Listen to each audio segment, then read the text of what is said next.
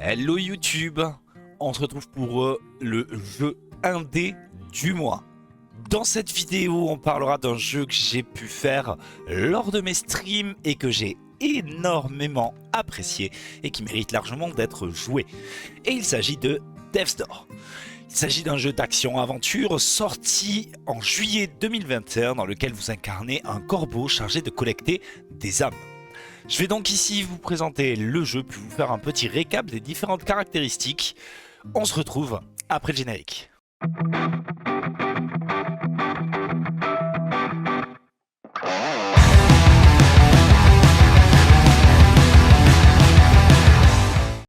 Dans Death's Door, vous incarnez un corbeau chargé de faucher des âmes pour le compte d'une organisation. C'est lorsque vous êtes envoyé récolter une âme géante que vous allez commencer votre périple. Après qu'un autre individu vienne vous voler votre dû, vous vous retrouvez obligé de parcourir le monde pour terminer votre mission, sous peine de vieillir et de finir par mourir. On commence donc notre aventure dans un monde gris et maussade, à l'image de la mission qui nous est attribuée, à la poursuite de ce voleur d'âmes. Ce monde est rempli de monstres dont on apprend rapidement que ce sont des âmes laissées en perdition, transformées à force d'errer. Après un peu d'exploration, vous retrouvez rapidement votre voleur devant une mystérieuse porte à laquelle il va donner votre âme attitrée. Vous vous retrouvez donc coincé et décidez donc d'aider cet étrange personnage qui souhaite ouvrir cette porte. Vous lancez donc à travers le monde pour récolter des âmes assez puissantes pour vous aider à ouvrir cette porte pleine de secrets. Au cours de votre périple, vous traverserez différents biomes qui vous feront affronter différents monstres en fonction des conditions dans lesquelles ils évoluent. En passant par la forêt, les marécages ou bien les montagnes enneigées, vous allez vivre un périple plein de batailles et d'énigmes afin de tenter de terminer votre mission d'origine. Le jeu se présente donc comme un jeu d'aventure en vue isométrique. Ce n'est pas sans faire penser à certains jeux les plus connus du genre « Bonjour Zelda » et on sent directement l'inspiration des plus grands. Le jeu n'est pour autant pas une vulgaire copie de ses prédécesseurs et sait apporter sa petite touche personnelle afin de rendre le gameplay très agréable et dynamique. On apprend dès le début du jeu les bases, attaque rapide, attaque lourde, roulade pour esquiver, mécanique classique mais toujours aussi efficace dans ce genre de jeu. On découvrira rapidement notre arc qui nous aidera à battre les ennemis à distance et à résoudre certains puzzles au cours de notre exploration. Mais cela ne vous empêchera pas de vous retrouver bloqué par certains obstacles à première vue infranchissables. Bien évidemment, on débloquera au fil de notre aventure de nouvelles capacités qui nous permettront de passer les fameux obstacles précédemment cités afin d'agrémenter le gameplay d'exploration comme celui des combats. Capacité utilisable de façon extrêmement dynamique grâce à la simple pression d'une gâchette, permettant de rendre les combats très dynamiques en enchaînant quelques attaques au corps à corps, roulades, puis attaques à distance, et ainsi de suite. À force de tuer des ennemis et d'explorer, on récoltera aussi de la puissance animique. Cette ressource s'apparente à l'expérience, un peu à l'image des Souls, sauf qu'on ne la perd pas en mourant. Et nous permettra d'améliorer nos compétences tout au long du jeu dans une zone servant de hub et de point d'accès aux différentes zones.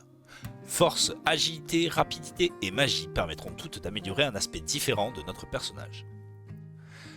Pour ce qui est de notre évolution dans le monde, on avancera dans des zones plus ou moins ouvertes avec très peu de temps de chargement, ce qui nous donne une sensation d'avancement très fluide.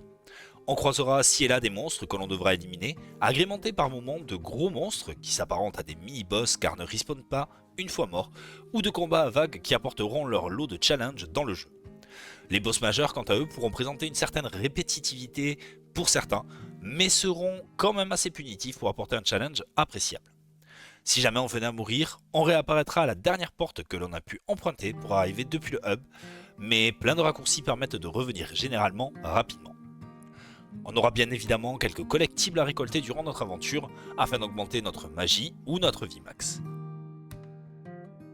Le jeu est fait dans un style graphique simple mais très efficace pour ce qu'il veut faire.